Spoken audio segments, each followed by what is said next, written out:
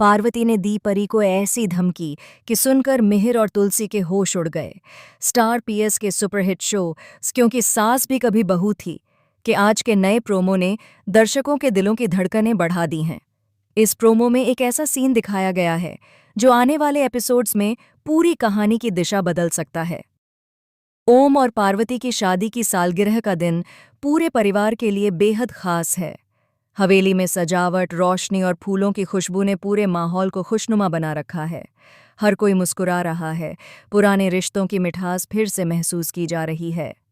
तुलसी ने खुद सारे इंतजाम किए हैं ताकि ओम और पार्वती का यह दिन यादगार बन जाए।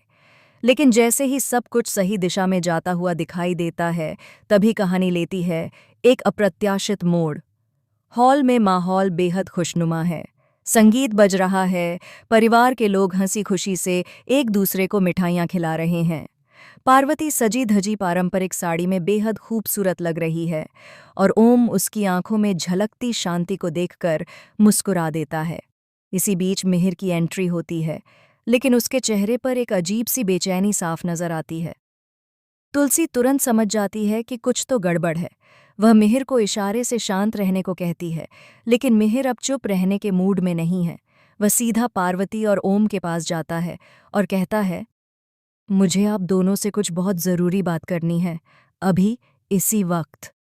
पार्वती थोड़ा चौंकती है पर मुस्कुराकर कहती है, मिहिर, आज तो खुशियों का दिन है, ऐसी क्या बात है जो इतनी ज़रूरी हो गई? तुलसी उसे रोकने की कोशिश करती है। मिहिर, प्लीज़, अभी नहीं, बाद में बात कर लेना। लेकिन मिहिर अब किसी की नहीं सुनता। उसके चेहरे पर चिंता और गुस्से का मिला जुला भाव है।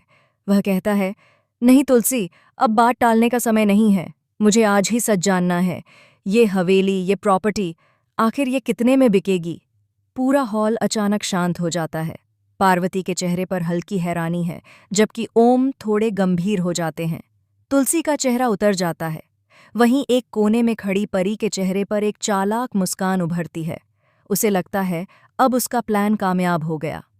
पार्वती कुछ देर चुप रहती है, फिर धीरे से अपने पर्स से एक लेटर निकालती है। वह लेटर मिहिर के सामने रखती है और शांत स्वर में कहती है, इस लेटर में जितनी रकम लिखी है उतने में हम ये प्रॉपर्टी बेचने को तैयार हैं। परी की आंखें चमक उठती हैं। उसे लगता है जैसे उसकी किस्मत का दरवाज़ा खुल गया हो। वह तुरंत आगे बढ़ती है और उन पेपर्स को लेने की कोशिश करती है, लेकिन तभी पार्वती की आवाज़ गूंजती है, रुको परी, इन कागज़ों को छूने की गलती मत करना। परी रुक जाती है।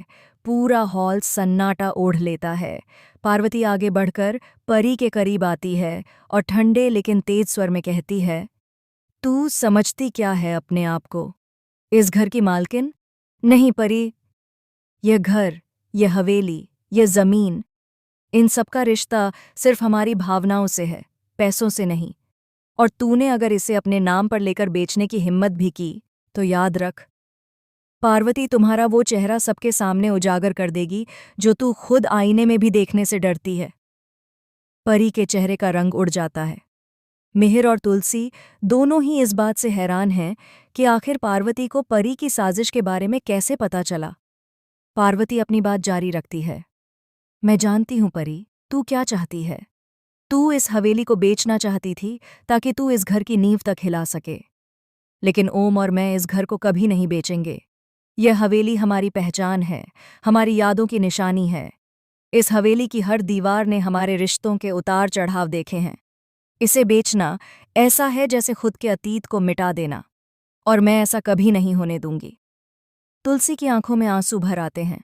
मिहिर खुद शर्मिंदा नजर आता है, क्योंकि अनजाने में वह भी परी के झूठे वादों में फंस गया था।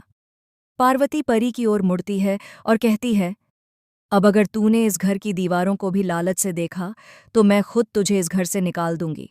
याद रख, पार्वती किसी को डराती नहीं, लेकिन अगर कोई उसके परिवार को तोड़ने की कोशिश करे तो वो रुकती भी नहीं। परी अब बिल्कुल खामोश हो जाती है। वह अपनी निगाहें झुका लेती है, लेकिन उसके मन में एक और साजिश जन्म ले चुकी है। वह सोचती है कि अगर हवेली नहीं मिली तो वह इस परिवार की खुशियों को मिटा देगी। इधर तुलसी समझ नहीं पा रही कि अब आगे क्या करे। वह मिहिर से कहती है, तुम्हें अंदाज़ा भी नहीं है, इस हवेली के पीछे कितनी पुरानी बातें छिपी हैं। अगर ये हवेली किसी और के हाथ चली गई तो सिर्फ एक घर नहीं, हमारी विरासत खत्म हो जाएगी। ओम बीच में बोलते हैं, तुलसी सही कह रही है। ये हवेली सिर्फ हमारी नहीं, उन पीढ़ियों की भी है जिन्होंने इसे अपने खून पसीने से बनाया है। इसे बेचना मतलब अपनी जड़ों से कट जाना।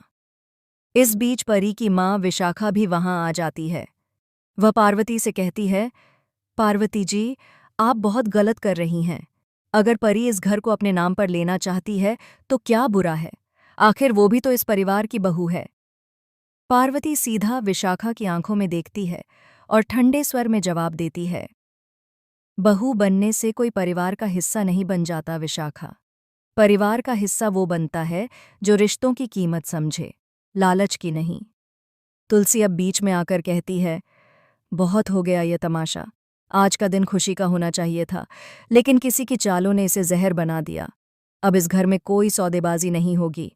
अगर किसी को इस हवेली से दिक्कत है तो वो खुद यहाँ से जा सकता है। मिहिर आगे बढ़कर तुलसी का हाथ पकड़ता है और कहता है, मैं तुम्हारे साथ हूँ तुलसी। मैंने गलती की थी, लेकिन अब मैं समझ गया।